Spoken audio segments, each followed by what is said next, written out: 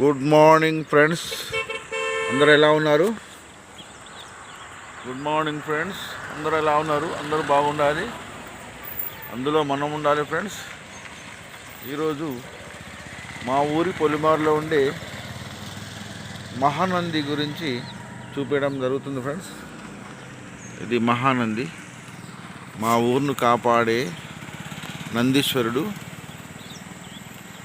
మాకు స్వయంభు వెలిసిన రాజరాజేశ్వర స్వామి దేవస్థానం కూడా ఉన్నది. దాని బోర్డు ఇదే ఫ్రెండ్స్. స్వయంభు వెలిసిన రాజరాజేశ్వర దేవస్థానము.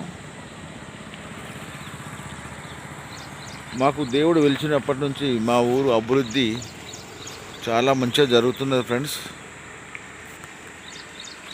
ఇక్కడికి వెళ్ళి చూసుకుంటే మా ఊరు అభివృద్ధి ఎంతో జరుగుతుంది.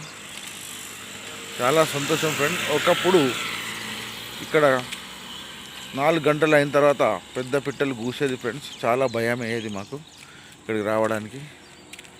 కాకపోతే ఇప్పుడు అందరూ రాత్రి 10-11 గంటలు కూడా ఫ్రీగా తిరుగుతుంది ఫ్రెండ్స్. ఎందుకంటే ఊరంతా కరెంట్ అయింది, ఊరంతా కరెంటు. చాలా మంచిగా ఉన్నది, ఎదుగుతున్న మా ఊరు. చాలా సంతోషం ఫ్రెండ్స్,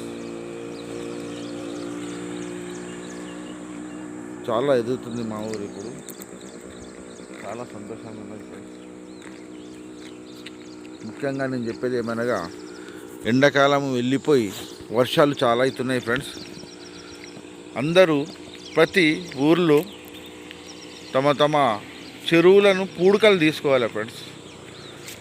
అందరూ పూడికలు తీసుకోవాలి. పూడికలు తీసుకొని చెరువు లోపల లోతుగా చెరువును తవ్వుకుంటే నీళ్ళు బాగుంటాయి ఫ్రెండ్స్. నీళ్ళు బాగా వస్తుంటాయి, నీళ్ళు ఆగుతాయి.